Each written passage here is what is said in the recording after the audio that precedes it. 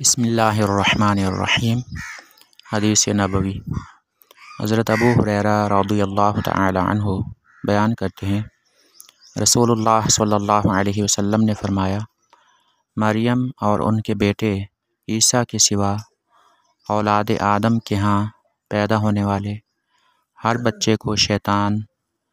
اس کی ولادت کے وقت مس کرتا ہے تو وہ شیطان کی چھیڑ چھاڑ پر روتے ہوئے چیخ مارتا ہے۔ اس حدیث پاک میں یہ بیان فرمایا گیا ہے کہ جب بچہ پیدا ہوتا ہے تو اس کے رونے کی وجہ یہ ہوتی ہے کہ شیطان اس کے جسم میں اس کے جسم پر انگلیاں مارتا ہے، جس کی وجہ سے اس بچے کو تکلیف محسوس ہوتی ہے تو وہ بچہ رونے لگ جاتا ہے۔ اس حدیث پاک میں استثناء بیان فرمایا گیا ہے، یعنی یہ فرمایا گیا ہے کہ حضرت مریم علیہ السلام اور ان کے بیٹے حضرت عیسیٰ علیہ السلام کے ساتھ شیطان ایسا نہیں کر سکا، یعنی ان کو شیطان نے ان کے جسم پر انگلیاں نہیں ماریں، اور اس کی وجہ جو مجھے محسوس ہو رہی ہے وہ یہ ہے کہ حضرت مریم علیہ السلام کی والدہ نے یہ دعا کی تھی، انی اعیذھا بک وذریتھا من الشیطان الرجیم، کہ یا اللہ میں مریم کو اور اس کی اولاد کو تیری پناہ میں دیتی ہوں،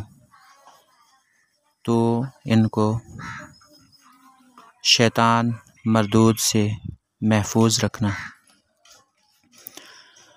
یہاں جو فرمایا گیا ہے کہ بچے کو شیطان جب مس کرتا ہے، انگلیاں مارتا ہے تو وہ روتا ہے، تو اس سے ایک بات جو میرے ذہن میں آئی ہے وہ یہ کہ اگرچہ شیطان تو کوئی کسر نہیں چھوڑتا انسان کو ستانے میں، اس کو ورغلانے میں، اس کو رلانے میں، لیکن اللہ پاک اس کی تدبیروں کو الٹا ڈال دیتا ہے، اور اس کا جو بچے کو کچوکے لگانا ہے، یعنی انگلیاں اس کے جسم پر مارنا ہے، اس میں بھی اللہ پاک اس کی تدبیر کو الٹا ڈال دیتا ہے۔ جیسے انگلش میں کہتے ہیں a blessing in disguise، یعنی کسی مصیبت میں کوئی اچھی بات، کوئی بھلائی ہاتھ آ جانا یا کوئی بھلائی چھپا ہونا۔ تو جب شیطان ایک بچے کے ساتھ ایسا کرتا ہے تو وہ بچہ روتا ہے، جس سے ہمیں یہ پتہ چل جاتا ہے کہ بچہ صحت مند ہے۔ آپ کو معلوم ہوگا کہ جو بچہ پیدائش کے وقت روتا نہیں ہے تو اس کو میڈیکل میں تندرست نہیں سمجھا جاتا، اور اس کو فوری علاج کے لیے ایڈمٹ کیا جاتا ہے، یا اس کا